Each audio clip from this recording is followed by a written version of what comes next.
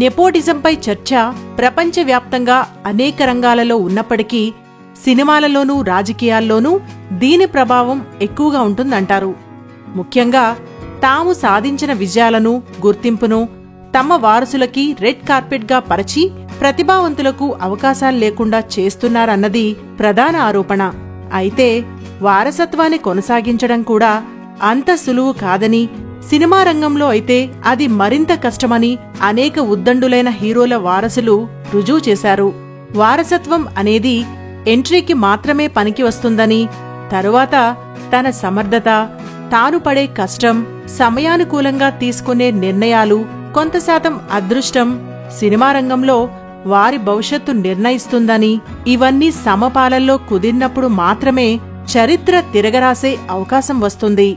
అలా వారసత్వంగా తండ్రి తాలూకు సూపర్ స్టార్ ఇమేజ్ వచ్చినప్పటికీ దానిని నిలబెట్టుకోవడం కోసం వస్తున్న అపజయాల నుంచి పాఠాలు నేర్చుకుని తనని తాను చెక్కుకున్న శిల్పి మహర్షిలా ఎలా మారాడు అనే పాఠమే సూపర్ స్టార్ మహేష్ సినీ ప్రయాణం. ఆయన పుట్టినరోజు సందర్భంగా ఆయన సినిమా ప్రయాణాన్ని మరొకసారి తెలుసుకుందాం. 9 ఆగస్టు 1975లో పుట్టిన హీరో మహేష్ బాబు.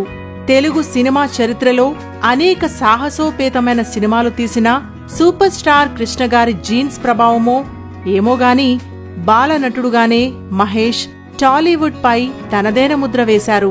5 సంవత్సరాల వయసులోనే నీడా అనే సినిమాతో నటుడిగా తెరంగేటం చేసిన మహేష్ దాదాపు 8 సినిమాల్లో బాలనటుడిగా నటించారు. కెమెరా ముందు ఎటువంటి జంకు లేకుండా నటిస్తున్న మహేష్ ను చూసి అతను ఖచ్చితంగా భవిష్యత్తులో తెలుగు సినిమాను ఏలతాడని అప్పుడే దర్శకులు చెప్పేవారట.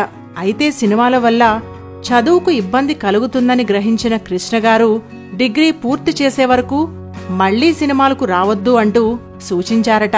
తండ్రి మాటపై గౌరవంతో లయోలా కాలేజీలో కామర్స్ పట్టభద్రుడు అయ్యేంత వరకు మహేష్ మళ్లీ సినిమాల వంక చూడలేదు. మళ్లీ 1999లో రాజకుమారుడు సినిమాతో హీరోగా టాలీవుడ్లో ఎంటర్ అయ్యాడు. ఈ సినిమాతోనే మహేష్ తన అందంతో, తిరుగులేని తన స్టైల్తో తెలుగు అమ్మాయిల కలల రాకుమారుడుగా మారిపోయాడు. ప్రిన్స్ అనే ట్యాగ్ ని కూడా సొంతం చేసుకున్నాడు. ఆ తర్వాత మహేష్ యాక్టింగ్ ను మరో మలుపు తిప్పిన సినిమాగా అతడు అని చెప్పుకోవచ్చు. త్రివిక్రమ్ దర్శకత్వంలో వచ్చిన ఈ సినిమా బిగ్గెస్ట్ బ్లాక్ బస్టర్ గా నిలిచింది.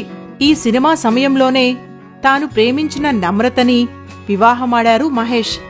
నార్త్ అమ్మాయి కావడంతో తెలుగు సాంప్రదాయాలను పట్టించుకోదేమో అన్న అనుమానంతో సూపర్ స్టార్ కృష్ణ ఈ వివాహానికి మొదట్లో ససేమిరా అన్నారట. అయితే తన వ్యక్తిత్వంతో, పెద్దల పట్ల మర్యాదతో నమ్రత కృష్ణ కుటుంబ సభ్యుల మన్నన పొందగలిగిందట. నమ్రత ఎంట్రీ తర్వాత మహేష్ విజయాల శాతం మరింత పెరిగింది.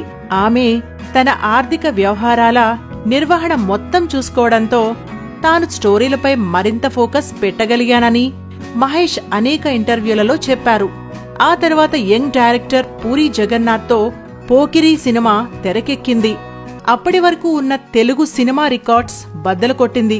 ఈ సినిమా తర్వాత మహేష్ ఇమేజ్ తారాస్థాయికి చేరింది అనడంలో అతిశయోక్తి లేదు. ఈ సినిమాతో మాస్లో సరికొత్త ఫ్యాన్ బేస్ ను క్రియేట్ చేసుకున్నారు.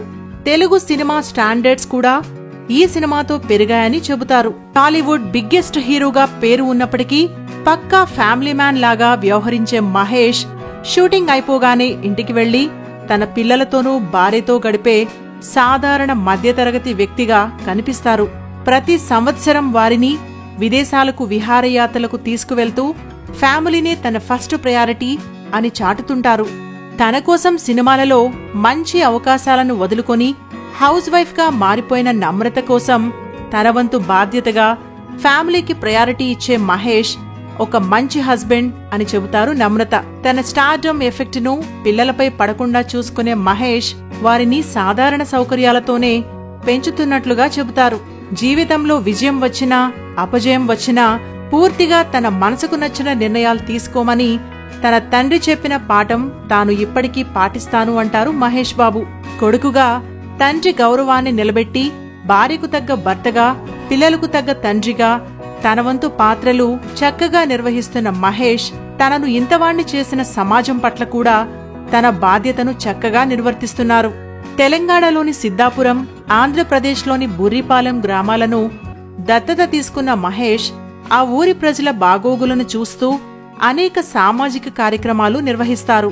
అంతేకాకుండా తన కొడుకు గౌతమ్ ప్రీ మెచ్యూర్డ్ బేబీ కావడంతో చాలా కష్టపడి తనను దక్కించుకున్న మహేష్ కుటుంబం మరి డబ్బులేని అలాంటి పిల్లల పరిస్థితి ఏమిటా అని ఆలోచించి గొప్ప కార్యక్రమానికి శ్రీకారం చుట్టారు. రెయిన్బో హాస్పిటల్స్, ఆంధ్ర హాస్పిటల్స్ల సంయుక్త భాగస్వామ్యంతో ఇప్పటి వరకు 1000కు పైగా పిల్లలకు హార్ట్ ఆపరేషన్లు చేయించి మనసున్న శ్రీమంతుడుగా నిరూపించుకున్నారు. అంతేకాకుండా ఇప్పటి వరకు 1000 మంది విద్యార్థులకు చదువులో ఆర్థిక సహాయం చేస్తుంటారని, ప్రకృతి విపత్తుల సమయంలో కూడా తన వంతు పాత్ర పోషించడానికి ముందుకు వచ్చే మనసున్న మహేష్ నిజంగా కర్మయోగి అనే చెప్పాలి. మీ టార్గెట్ 10 మైల్స్ అయితే 11వ మైల్కు గురిపెట్టమని సందేశం ఇచ్చిన ఈ సినీ బిజినెస్ మ్యాన్ జీవిత ప్రయాణం కూడా మరిన్ని మైళ్లు ముందుకు వెళ్లి మరింత మేలు చేస్తాడని ఆశిస్తూ ఎంతో మంది చిన్నారుల ప్రాణాలను కాపాడుతున్న మహేష్ బాబు గారికి జన్మదిన శుభాకాంక్షలు.